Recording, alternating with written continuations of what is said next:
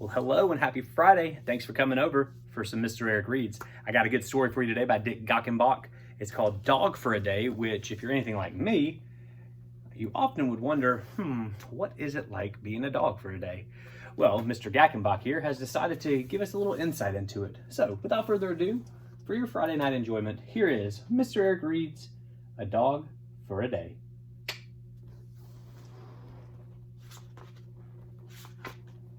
Sydney was in second grade, and he was very smart. Some people called Sydney a genius. He was good at inventing things. One day, Sydney invented something he called a changing box. How it worked was Sydney's secret, however. Whatever he put in the box would change into something else when Sydney pressed a button.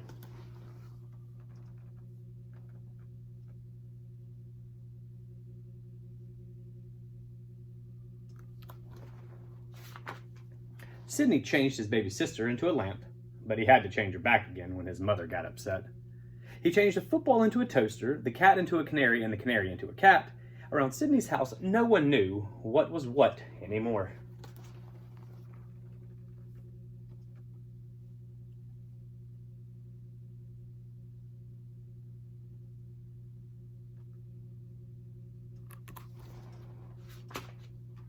One morning, Sydney decided to change himself.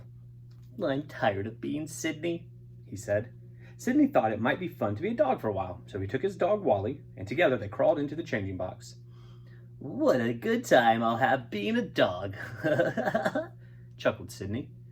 Wally, however, whimpered.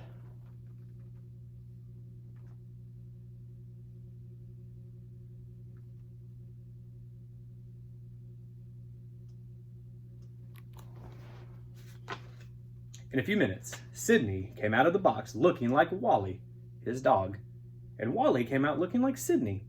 "Oh, this is super," said Sydney. He was very pleased with the change. Wally snipped at his bowl to make sure that the food was still there, and then he laid down on the pillow for a morning nap.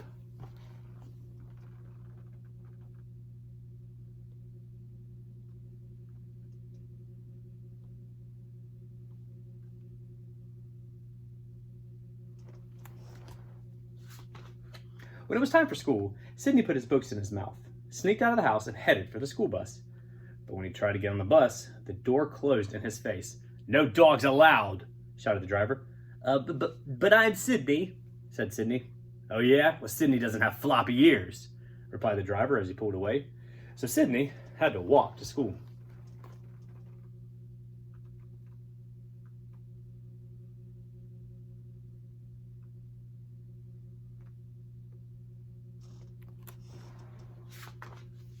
And at school, Sydney took his usual seat. His teacher, Mrs. Miller, however, told him that he had to get out. "There are no dogs in school," she said. "Get out!" But I'm Sydney," said Sydney. "Really? Well, Sydney doesn't have a cold, wet nose," said Miss Miller as she pushed him out the door.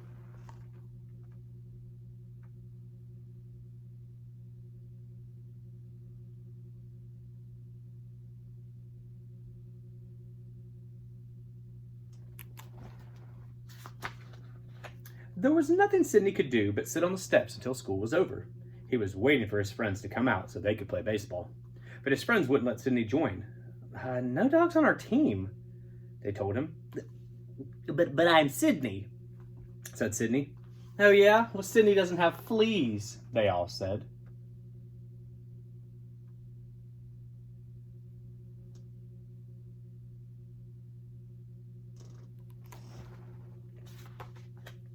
Back at home, Wally the dog was having problems too.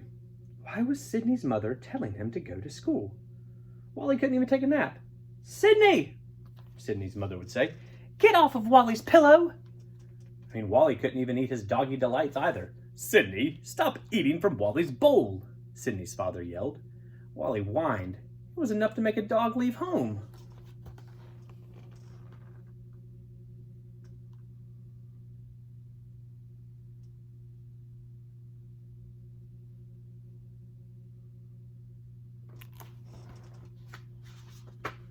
Meanwhile, Sydney tried to go to the movies, but they couldn't buy a ticket.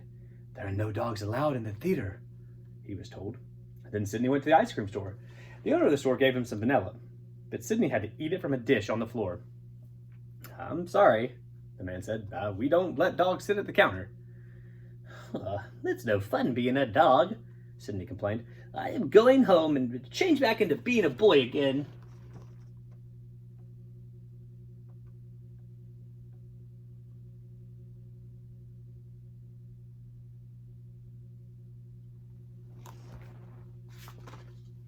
But Sydney's troubles got even worse on his way home. First, a gang of bully dogs attacked him. Then 5 stray cats chased him up a light pole.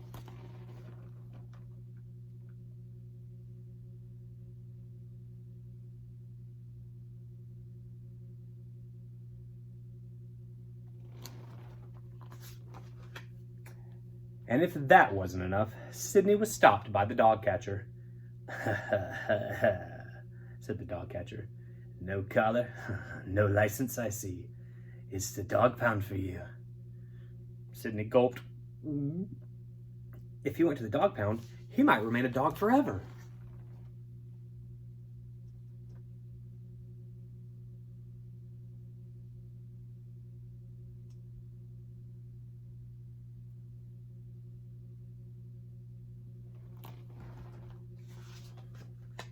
Before the dog catcher could put his net over him, Sydney slipped through the man's legs and ran home as fast as all the 4 paws could take him.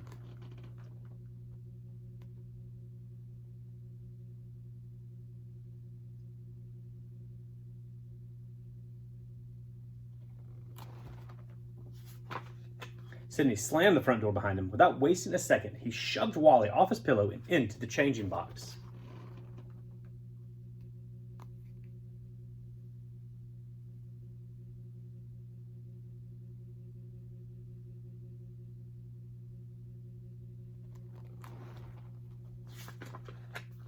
When they came out, Sydney was Sydney again, and Wally was Wally. Both boy and dog were happy to be themselves once more. Sometimes, Sydney said, things are better left the way they are. Wally agreed.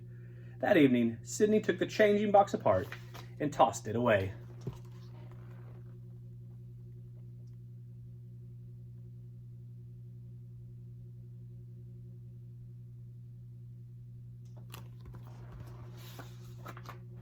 Now, he said, what will I think of next?